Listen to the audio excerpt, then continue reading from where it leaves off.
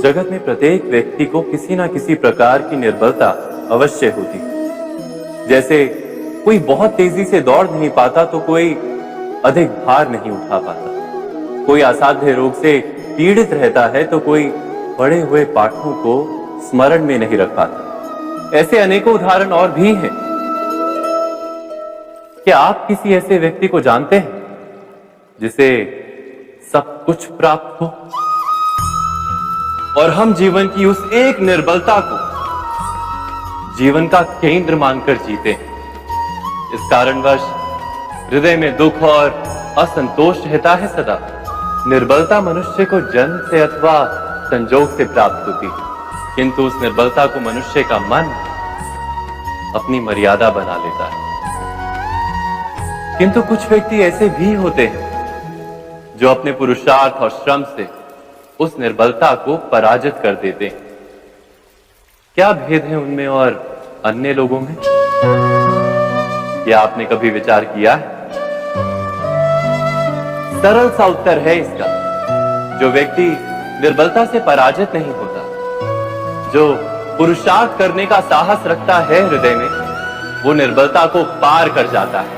अर्थात निर्बलता अवश्य ईश्वर देता है, किंतु मर्यादा मनुष्य का मन ही निर्मित करता है। स्वयं विचार कीजिए।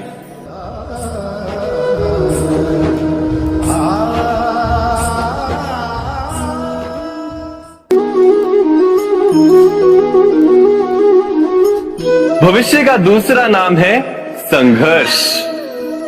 हृदय में आज इच्छा होती है और यदि पूर्ण नहीं हो पाती तो हृदय भविष्य की योजना बनाता है। भविष्य में इच्छा पूर्ण होगी ऐसी कल्पना करता रहता है, किंतु जीवन ना तो भविष्य में है ना अतीत में। जीवन तो इस क्षण का नाम, अर्थात इस क्षण का अनुभव ही जीवन का अनुभव। पर हम ये जानते हुए भी इतना सा सत्य समझ नहीं पाते। या तो हम बीते हुए समय के स्मरणों को घेर कर बैठे रहते, या फिर आने वाले समय के लिए हम योजनाएं बनाते रहते हैं और जीवन जीवन बीत जाता है। एक सत्य यदि हम हृदय में उतार लें कि ना हम भविष्य देख सकते हैं, ना ही भविष्य निर्मित कर सकते हैं, हम तो केवल धैर्य और साहस के साथ भविष्य को आलिंगन दे सकते हैं, स्वागत कर सकते हैं भविष्य का। तो क्या जीवन का हर पल जीवन से नहीं भर जाएगा? स्वयं विचार कीजिए।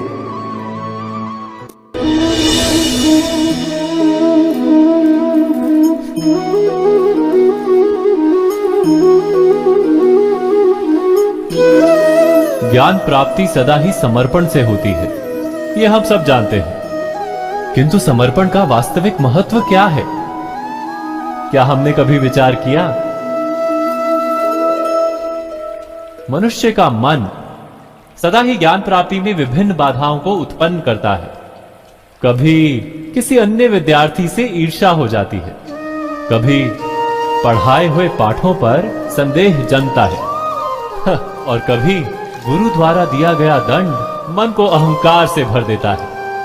नहीं, क्या ऐसा नहीं होता?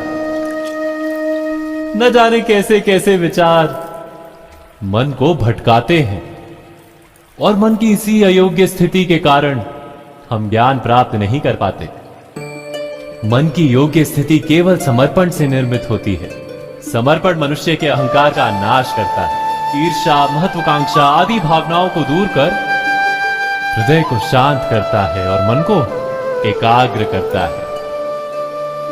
वास्तव में ईश्वर की सृष्टि में ना ज्ञान की मर्यादा है ना ज्ञानियों की। गुरु दत्तात्रेय ने तो गाय और श्वान से भी ज्ञान प्राप्त कर लिया था। अर्थात विषय ब्रह्म ज्ञान का हो या जीवन के ज्ञान का या गुरुकुल में प्राप्त होने वाले ज्ञान का, उसकी प्राप्ति के लिए गुरु से अधिक महत्व है उस गुरु के प्रति हमारा समर्पण। क्या ये सत्य नहीं?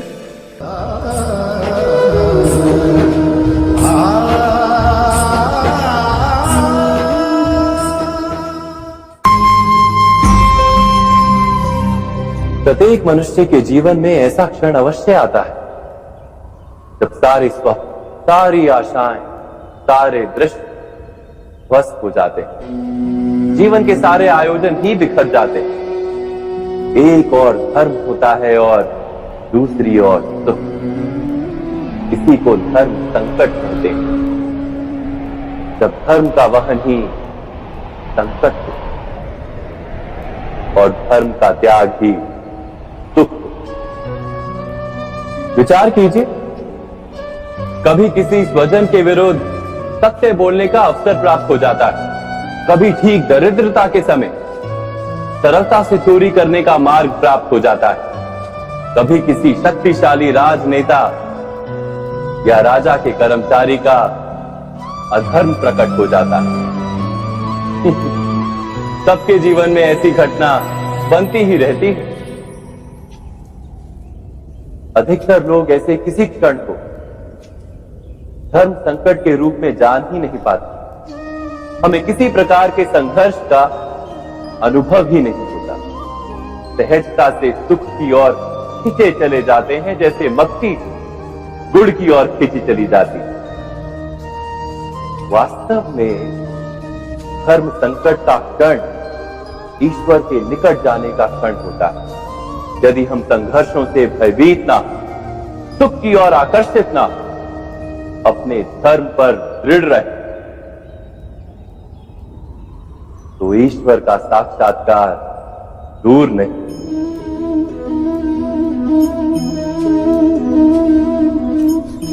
पवन से युद्ध करने वाला पत्ता यदि पेड़ से गिरता है तो भी आकाश की ओर उठता है। पवन से झुकने वाली घास वही भूमि पर रह जाती है। अर्थात धर्म संकट से यदि हम संकट को ही टाल दें तो सुख तो मिलता है, जीवन बढ़ता है, किंतु क्या चरित्र नहीं टूटता? क्या आत्मा दरिद्र नहीं हो जाती? क्या ईश्वर से अंतर नहीं हो जाता? स्वयं विचार कीजिए। दो व्यक्ति जब निकट आते हैं तो एक दूसरे के लिए सीमाएं और मर्यादाएं निर्मित करने का प्रयत्न अवश्य करते हैं। हम यदि सारे संबंधों पर विचार करें तो देखेंगे कि इन सारे संबंधों का आधार यही सीमाएं हैं जो हम दूसरों के लिए निर्मित करते हैं। और यदि अनजाने में भी कोई अन्य व्यक्ति इन सीमाओं को तोड़ता है तो उसी क्षण हमारा हृदय क्रोध से भर जाता है। इन सीमाओं का वास्तविक रूप क्या है? क्या हमने कभी विचार किया? सीमाओं के द्वारा हम दूसरे व्यक्ति को निर्णय करने की अनुमति नहीं देते, अपना निर्णय उस व्यक्ति पर थोपते हैं, अर्थात किसी की स्वतंत्रता का अस्वीकार करते हैं। और जब स्वतंत्रता का अस्वीकार किया जाता है तो उसका हृदय दुख से भर जाता है। और जब वो सीमाओं को तोड़ता है तो हमारा हृदय क्रोध से भर जाता है। क्या ऐसा नहीं होता?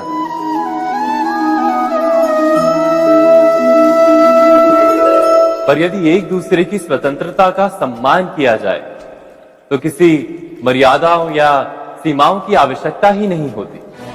अर्थात जिस प्रकार स्वीकार किसी संबंध का देह है, क्या वैसे ही स्वतंत्रता किसी संबंध की आत्मा नहीं?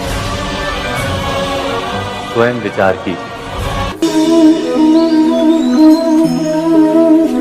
सबके जीवन में ऐसा प्रसंग अवश्य आता है कि सत्य कहने का निश्चय होता है हृदय में, किंतु मुख से सत्य निकल नहीं पाता। कोई भय मन को घेर लेता है। किसी घटना अथवा प्रसंग के बारे में बात करना या फिर स्वयं से कोई भूल हो जाए उसके बारे में कुछ बोलना, क्या ये सत्य है? नहीं, ये तो केवल तथ्य है, अर्थात जैसा हुआ था वैसा केवल बोल देना सामान्य सी बात है। किंतु कभी कभी उस तथ्य को बोलते हुए भी भय लगता है। कदाचित किसी दूसरे की भावनाओं का विचार आता है मन, दूसरे को दुख होगा ये भय भी शब्दों को रोकता है। तो ये सत्य क्या है? क्या हमने कभी विचार किया है? जब भय रहते हुए भी कोई तथ्य बोलता है तो वो सत्य कहलाता है। वास्तव में सत्य कुछ और नहीं, केवल निर्भयता का दूसरा नाम। और निर्भय होने का कोई समय नहीं होता, क्योंकि निर्भयता आत्मा का स्वभाव है। अर्थात क्या प्रत्येक क्षण सत्य बोलने का क्षण नहीं होता?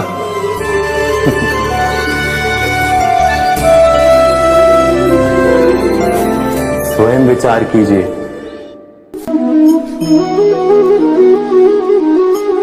श्रेष्ठता का क्या अर्थ है? श्रेष्ठता का अर्थ है दूसरों से अधिक ज्ञान प्राप्त करना।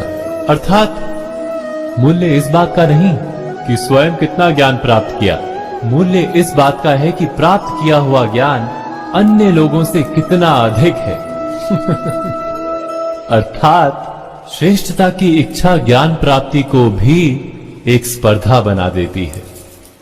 और स्पर्धा में विजय अंतिम कब होती है?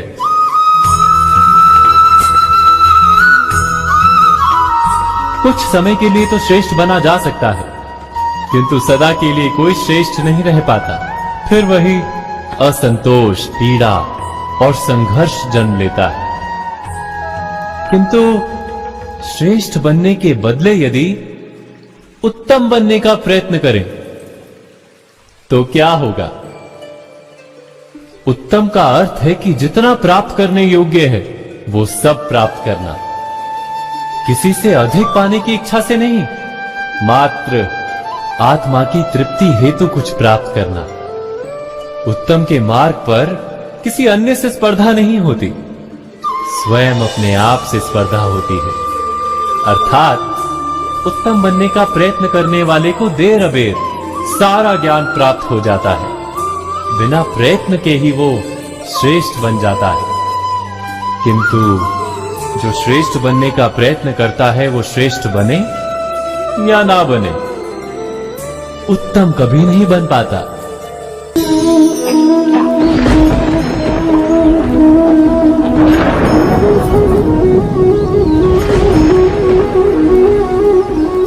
सपनों और पूर्वाभासों के आधार पर हम भविष्य के सुख दुख की कल्पना करते हैं। भविष्य के दुख का कारण दूर करने के लिए हम आज योजना बनाते हैं। किंतु कल के संकट को आज निर्मूल करने से हमें लाभ मिलता है या हानि पहुंचती है? ये प्रश्न हम कभी नहीं करते। सत्य तो ये है कि संकट और उसका निवारण साथ जन से, व्यक्ति के लिए भी और सृष्टि के लिए भी। नहीं, आप अपने भूतकाल का स्मरण कीजिए, इतिहास को देखिए, आप तुरंत ही ये जान पाएंगे कि जब जब संकट आता है तब तब उसका निवारण करने वाली शक्ति भी जन्म लेती है। यही तो जगत का चलन है। वस्तुतः संकट ही शक्ति के जन्म का कारण है। प्रत्येक व्यक्ति जब संकट से निकलता है तो एक पद आगे बढ़ा होता है, अधिक चमकता है, आत्मविश्वास से अधिक भरा होता है, न केवल अपने लिए अपितु विश्व के लिए भी। क्या ये सत्य नहीं? वास्तव में संकट का जन्म है एक अवसर का जन्म, अपने आप को बदलने का, अपने विचारों को ऊंचाई पर करने का अवसर, अपनी आत्मा को बलवान और ज्ञान मंडित बनाने का अवसर।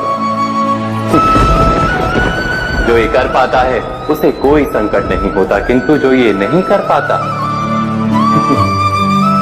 वो तो स्वयं एक संकट है विश्व के लिए। विचार कीजिए।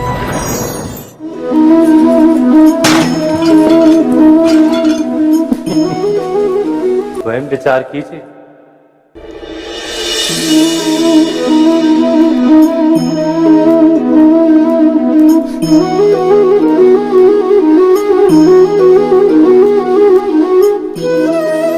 जीवन का हर क्षण निर्णय का क्षण होता है। प्रत्येक पद पर दूसरे पद के विषय में कोई निर्णय करना ही पड़ता है, और निर्णय अपना प्रभाव छोड़ जाता है। आज किए गए निर्णय भविष्य में सुख अथवा दुख निर्मित करते हैं, ना केवल अपने लिए, अपने परिवार के लिए, आने वाली पीढ़ियों के लिए भी। जब कोई दुविधा सामने आती है तो मन व्याकुल हो जाता है, अनिश्चय से भर जाता है। निर्णय का वो क्षण युद्ध बन जाता है और मन बन जाता है युद्ध भूमि। अधिकतर निर्णय हम दुविधा का उपाय करने के लिए नहीं, केवल मन को शांत करने के लिए लेते हैं। पर क्या कोई दौड़ते हुए भोजन कर सकता है? नहीं। तो क्या युद्ध से जूझता हुआ मन कोई योग्य निर्णय ले पाएगा? वास्तव में शांत मन से जब कोई निर्णय करता है तो अपने लिए सुखद भविष्य बनाता है, किंतु अपने मन को शांत करने के लिए जब कोई निर्णय करता है तो वो व्यक्ति भविष्य में अपने लिए कांटों भरा वृक्ष लगाता है।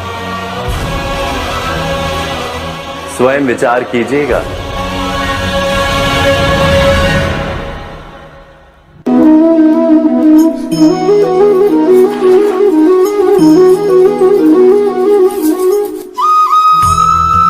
जीवन में आने वाले संघर्षों के लिए जब मनुष्य स्वयं को योग्य नहीं मानता, जब उसे अपने ही बल पर विश्वास नहीं रहता, तब वो सद्गुणों को त्याग कर दुर्गुणों को अपनाता है। वस्तुतः मनुष्य के जीवन में दुर्जनता जन्म ही तब लेती है जब उसके अंतर में आत्मविश्वास नहीं होता। आत्मविश्वास ही अच्छाई को धारण करता है। ये आत्मविश्वास है क्या?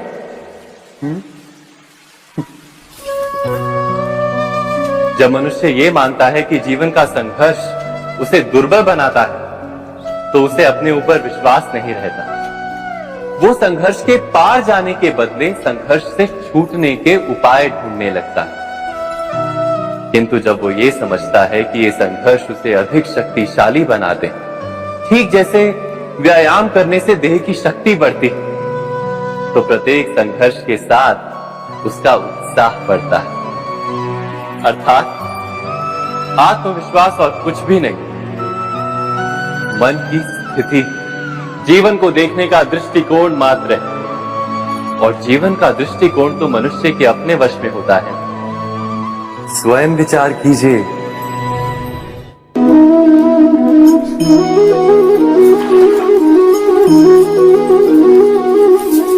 पिता सदा ही अपने संतान के सुख की कामना करते, उनके भविष्य की चिंता करते रहते। इसी कारणवश सदा ही अपने संतानों के भविष्य का मार्ग स्वयं निश्चित करने का प्रयत्न करते रहते।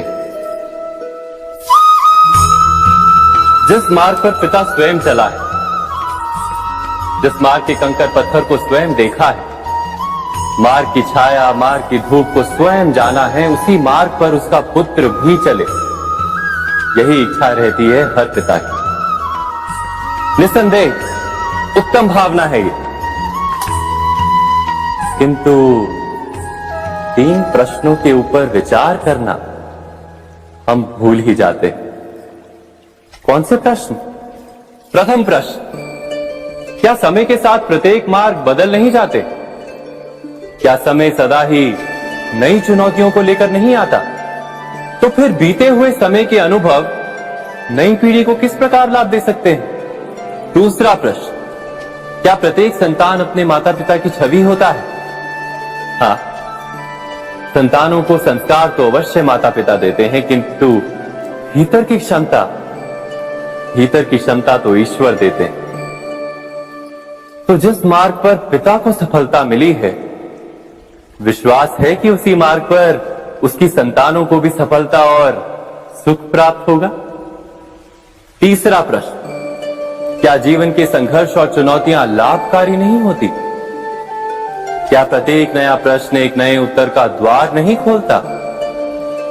तो फिर संतानों को नए नए प्रश्नों, संघर्षों और चुनौतियों से दूर रखना, ये उनके लिए लाभ करना कहलाएगा या हानि पहुंचाना?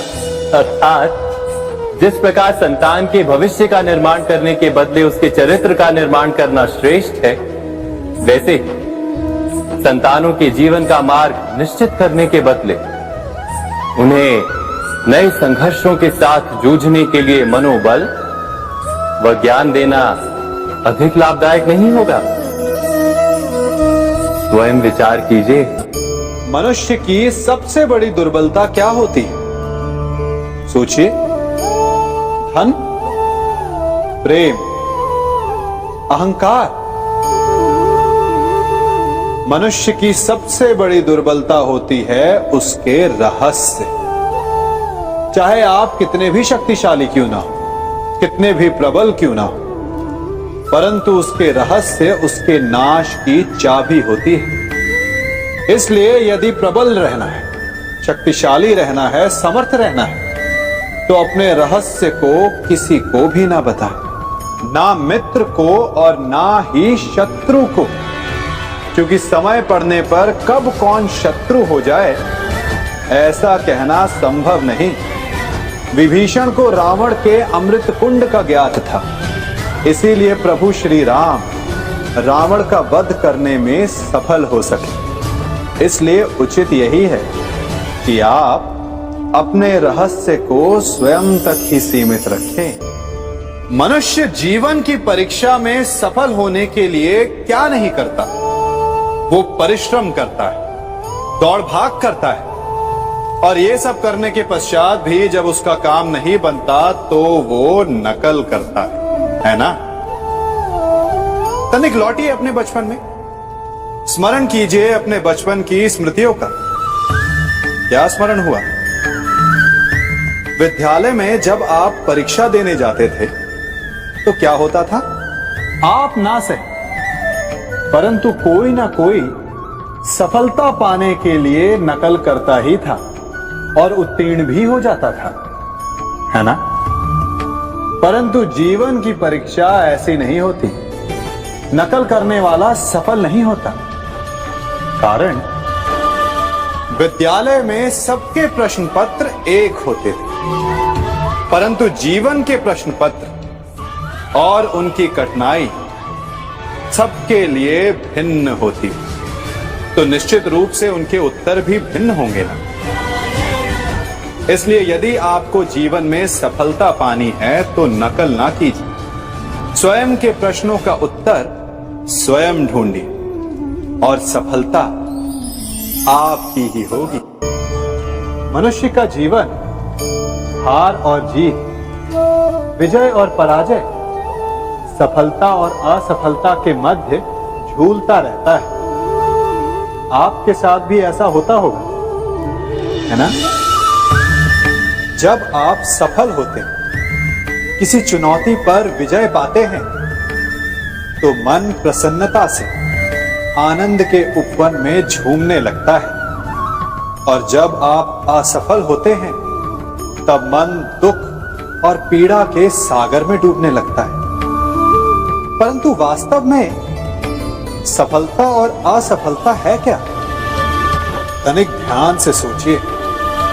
ये केवल हमारी मनोस्थिति मात्र है।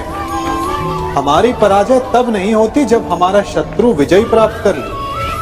हमारी पराजय तब होती है जब हम पराजय स्वीकार कर लें। हम असफल तब नहीं होते जब हम लक्ष्य ना पा सके।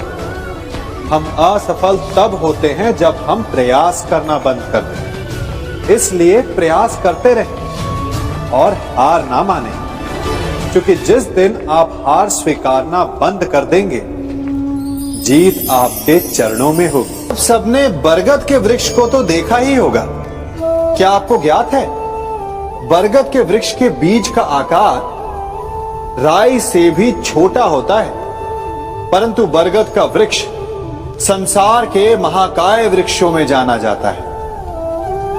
जब उसका जन्म होता है तब उसमें वो जटाएं, वो शाखाएं नहीं होती, परंतु जैसे जैसे उसका विस्तार होता है, जैसे जैसे वो अधिक शाखाओं का भार उठाता है, अधिक पत्तियों का सृजन करता है, वैसे वैसे उसकी शाखाएं जटाएं बनकर जड़ तक पहुंचती है और इस वृक्ष को सहारा देती है।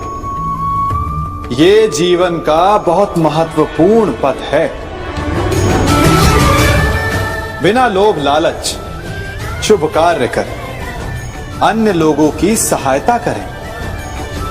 धीरे धीरे आपने जिनकी सहायता की वो आपके सहायक बनते जाएं, आपकी जड़ों को और बलशाली बनाएंगे, आयु मान और आकार बढ़ाएंगे। सहजीवन, सहायता और निष्काम कर्म आपको मृत्यु के पश्चात भी मरने नहीं देगा, आपको अमर रखेगा। हमारा शरीर प्रकृति का एक महान आविष्कार है। इससे जटिल संरचना संसार में और कोई नहीं। हमारा शरीर जितना जटिल है, यदि इसे ठीक से जाना जाए तो इससे अधिक सरल ज्ञान देने वाला और कोई नहीं।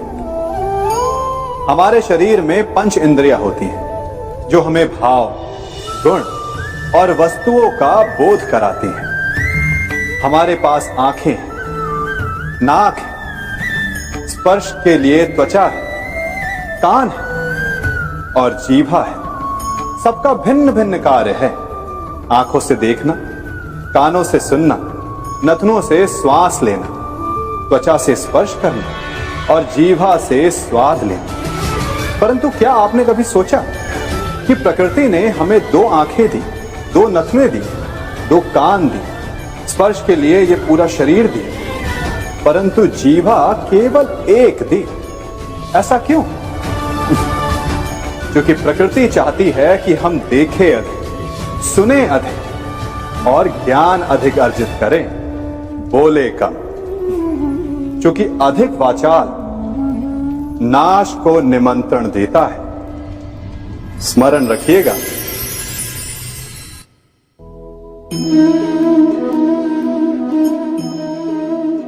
ये सदा यही कहते आए कि यदि आगे बढ़ना है तो अपनों का साथ दो। सत्य कहते हैं, अपनों का साथ देना ही चाहिए, परंतु साथ देने से पूर्व ये अवश्य पहचान लेना चाहिए कि अपने हैं कौन। क्या अपने वही होते हैं जिनके साथ हमारा रक्त संबंध होता है, या अपने मित्र? अपने वो होते हैं जो हमें सद्कार्य के लिए प्रेरित करें, हमें आगे बढ़ाएं, हमारा साथ दें। और वो जिनका साथ देने से समाज का नाश, धर्म की हानि, वो सगे हो करके भी सगे नहीं होते। इसलिए जब अपनों की परिभाषा का चुनाव करें तो उन्हें अपना माने जो आपका साथ दे, उन्हें नहीं जो हमें अज्ञान के मार्ग पर ले जाएं।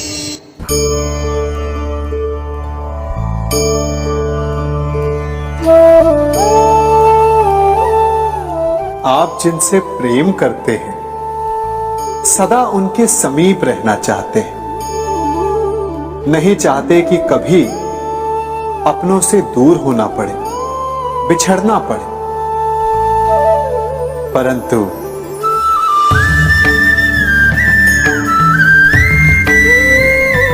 एक समय के पश्चात अपनों से दूर हो जाना उन्नति के लिए आवश्यक है। आप माता पिता हैं। यदि आप अपनी संतान के जीवन के हर पग पर उनका मार्गदर्शन करते रहेंगे तो आपकी संतान स्वयं मार्ग चुनना कैसे सीखेगी? मार्ग के कांटों से स्वयं को बचाना कैसे सीखेगी? इसीलिए एक समय के पश्चात अपनों से बनाई गई दूरी सदा लाभदायक रहती है। आज मैं आप सबको एक कथा सुनाता हूं। एक दिन प्रातः एक व्यापारी अपने घर से निकला। घर से निकलते ही एक बिल्ली ने उस व्यापारी का मार्ग काट दिया। व्यापारी घबरा गया। वो फिर से घर लौट गया और शुभ घड़ी की प्रतीक्षा करने लगा। और जब वो पुनः अपने घर से निकला तब वो वाहन जा चुका था जिससे राजा तक पहुंचकर उसे भेंट देनी थी। राजा को भेंट नहीं मिली। राजा क्रोधित हो गए। राजा ने उस व्यापारी का व्यापार बंद करवा दिया। इस कारण व्यापारी क्रोधित होकर घर पर अपनी पत्नी से लड़ बैठा। पत्नी अपने बच्चों समेत मैके वापस चली गई और उस व्यापारी के जीवन में यदि कुछ रह गया था तो केवल अंधकार। और इन सब का कारण वो उस बिल्ली को मानता रहा जिसने उसका मार्ग काटा था। ऐसा ही एक दूसरा व्यापारी राजा को भेंट देने निकला और उस व्यापारी का मार्ग भी एक बिल्ली ने काट दिया। वो व्यापारी तनिक घबराया, परंतु उसने आगे बढ़ना अधिक उचित समझा। राजा तक वो समय पर पहुंचा। उसने राजा को भेंट दी। राजा प्रसन्न हुए और राजा ने व्यापारी को अपना व्यापार बढ़ाने की अनुमति दी, स्वर्ण आभूषण दी। जब व्यापारी घर पर पहुंचा तो पत्नी को आभूषण और अपने बच्चों को देने के लिए वस्त्र थे उसके पास। हर ओर प्रसन्नता थी। समझ रहे हैं ना? दोनों के साथ एक ही प्रकार की घटना हुई, परंतु दोनों की प्रतिक्रिया भिन्न थी। ऐसा ही हमारा जीवन भी है। हमारे जीवन में प्रारब्ध का अपना स्थान है, परंतु उससे कई अधिक महत्वपूर्ण हमारी प्रतिक्रिया, हमारे सोच का प्रभाव है, क्योंकि यही हमारे जीवन को आकार देते हैं। इसलिए अपनी सोच को सकारात्मक रखिए। आपका जीवन सदैव आनंदमय।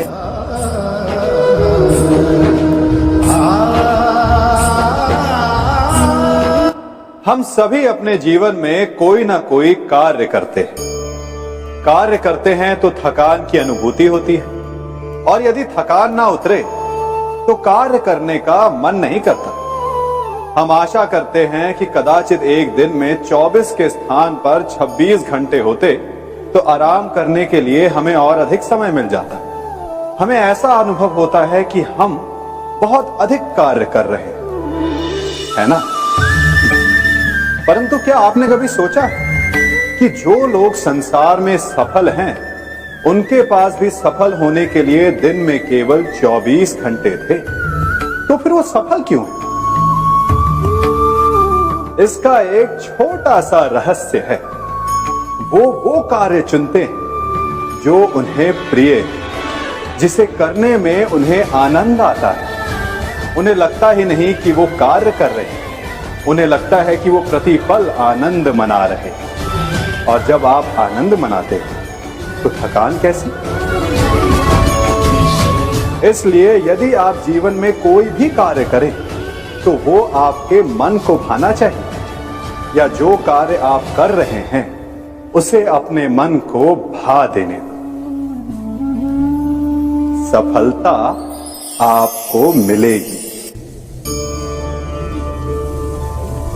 कभी सोचा है हमारा जीवन भी उस रेत की घड़ी की भांति है?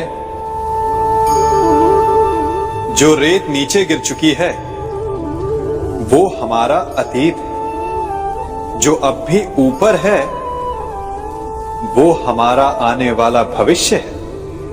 और वर्तमान ये संकुचित स्थल है जहां से धीरे धीरे करके रेत गिर रही है।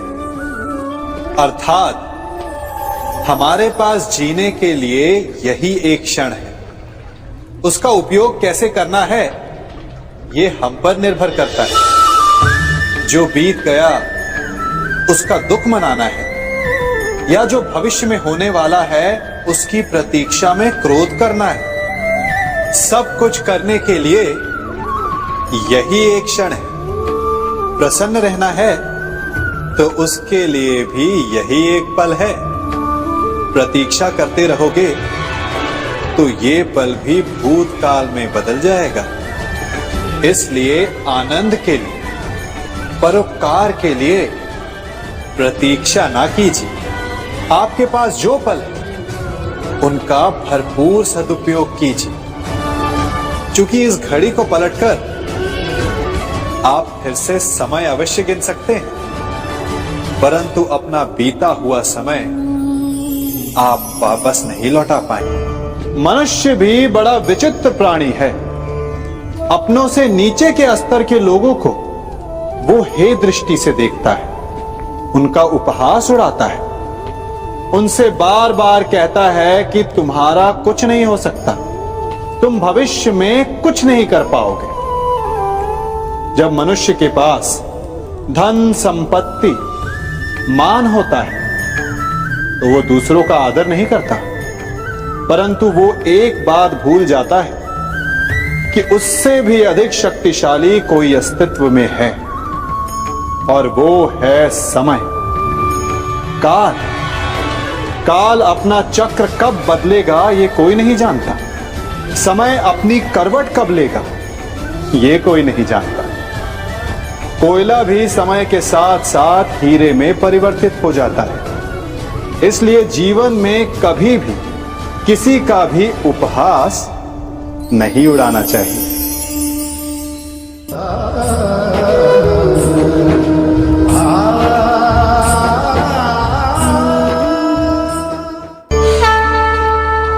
गर्व, अभिमान और अहंकार, ये तीनों सुनने में एक जैसे लगते हैं, परंतु तीनों का अर्थ भिन्न होता है और परिणाम भी। तीनों का आरंभ प्रेम से होता है। स्वयं से प्रेम, परिश्रम हमारे मन में गर्व को जन्म देता है और सफलता अभिमान जगाती है। यहां तक ठीक है, परंतु जब ये भावना अहंकार बन जाती है तब वो समस्या बन जाती है, क्योंकि सबसे बुरा अंत अहंकारी का ही होता है। परंतु मनुष्य के लिए पहेली यही है कि पहचाना कैसे जाए कि अहंकार जग गया है और उसका दमन आवश्यक है। इसका उत्तर मैं नहीं, आपका मन देगा। जब तक आप स्वयं से प्रसन्न हैं, जब तक आप सबसे ऊंचा उठने का प्रयास कर रहे हैं, तब तक ठीक है। परंतु जब आपके मन में दूसरों को नीचा समझने का भाव आ जाए तो सावधान हो जाइए, क्योंकि यही अहंकार है जो वास्तव में आपको हीन कर रहा है।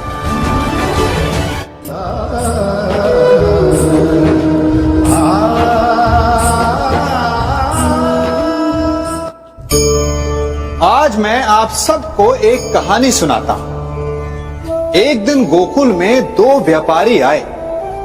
एक व्यापारी शहद का था, बड़ा मीठा शहद था उसका, परंतु वो गोकुल में टिक नहीं पाया। उसके व्यापार ने घाटा खाया और शीघ्र ही वो गोकुल छोड़कर चला गया। और दूसरा व्यापारी मिर्च का था। पहले दिन वो एक पोटली लाया और दूसरे ही दिन वो पूरी बैलगाड़ी भर कर लाया, और धीरे धीरे पूरी मथुरा में उसकी धाक जम गई। मुझे बड़ा आश्चर्य हुआ, तो मैंने बाबा से पूछा कि ऐसा क्यों कि एक मीठे शहद का व्यापारी कंगाल हो गया और एक मिर्च का व्यापारी धीरे धीरे नगर सेठ बन गया। बाबा मुस्कुराए और उन्होंने कहा कि मीठी बोली बोलने वाले की तीखी मिर्च भी बिक जाती है, और जो कड़वी बोली बोलता है उसका मीठा शहद भी नहीं बिकता। वाह, कितने उत्तम विचार हैं उनके, और उचित ही है। मनुष्य अपने जीवन में सदैव अपने वचनों से उठता है और अपने वचनों से ही गिरता है। इसलिए अपने जीवन में सदैव मीठी बोली बोलने का प्रयास कीजिए, आपका जीवन सरल हो जाएगा। मनुष्य की सबसे बड़ी दुर्बलता क्या होती है? सोचिए।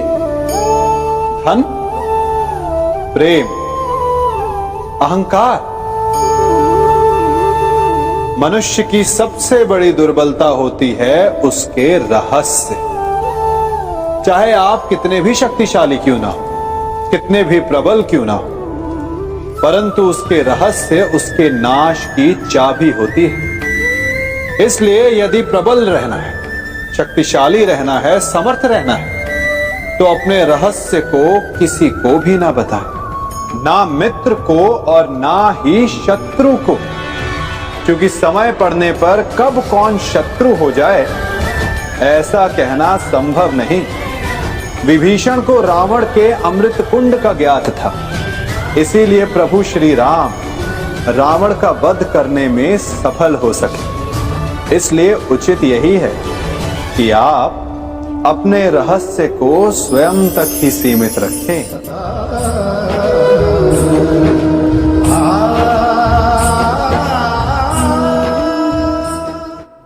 युवा अवस्था भी हमारे जीवन का कितना सुंदर काल होता है ना।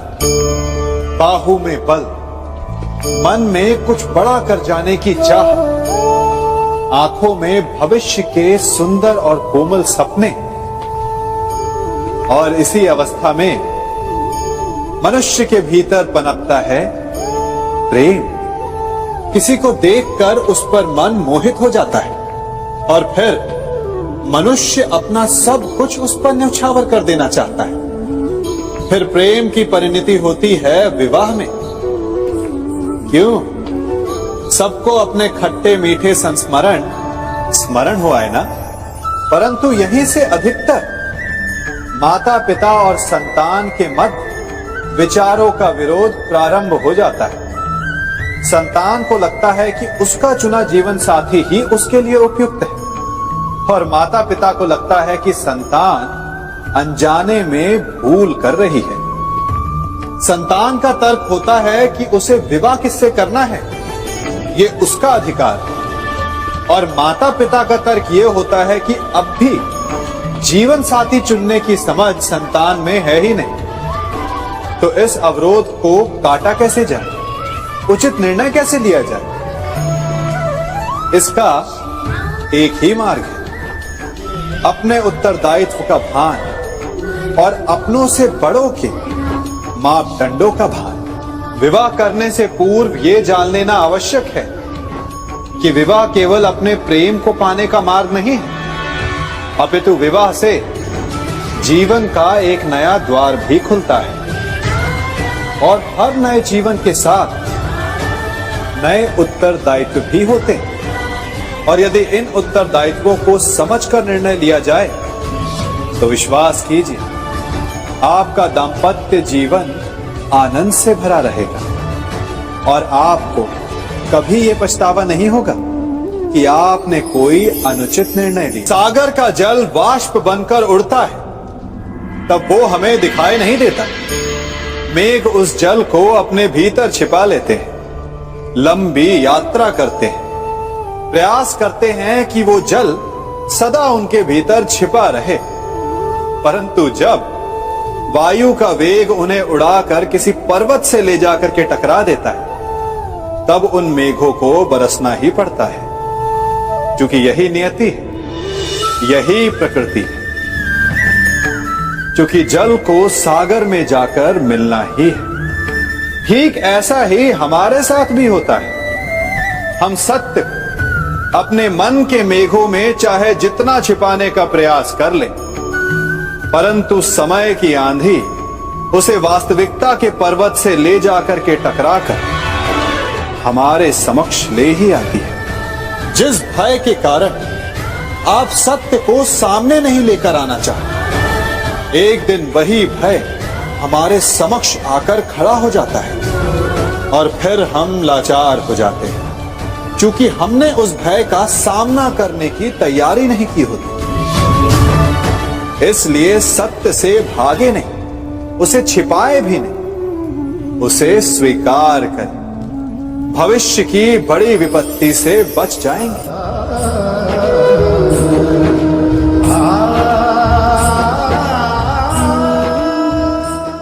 कभी कभी आप सबके जीवन में एक ऐसी विचित्र समस्या अवश्य आती है कि शक्तिशाली के समक्ष मौन हो जाओ।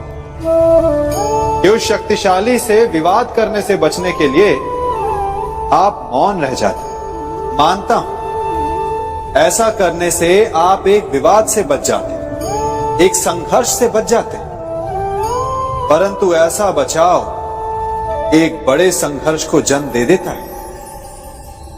कैसे? हमारा मौन रहना अनजाने में उसका समर्थन बन जाता है और वो स्वयं को अधिक शक्तिशाली अनुभव करता है और यहां से हमारा दमन प्रारंभ हो जाता है। एक के बाद एक हम अन्याय में अनचाहे रूप से सम्मिलित होते चले जाते हैं। तो इसका तोड़ क्या है? ये समझने के लिए ये जानना आवश्यक है कि ऐसी कौन सी बात है जो आपको विरोध करने से रोकती है। ये सामने वाले की शक्ति नहीं जो आपको रोकती है, यह आपके भीतर छिपा भय है जो आपको रोकता है। हाँ, कभी कभी भय आपकी सुरक्षा अवश्य कर सकता है, परंतु साथ साथ ये भी जानना आवश्यक है कि ये भय ही है जो आपको मौन भी रखता है। इसलिए अपने मन से भय को निकालिए और खुलकर अनीति का, अन्याय का विरोध कीजिए और फिर देखिएगा आपका मन कितना मुक्त, कितना हल्का अनुभव करेगा।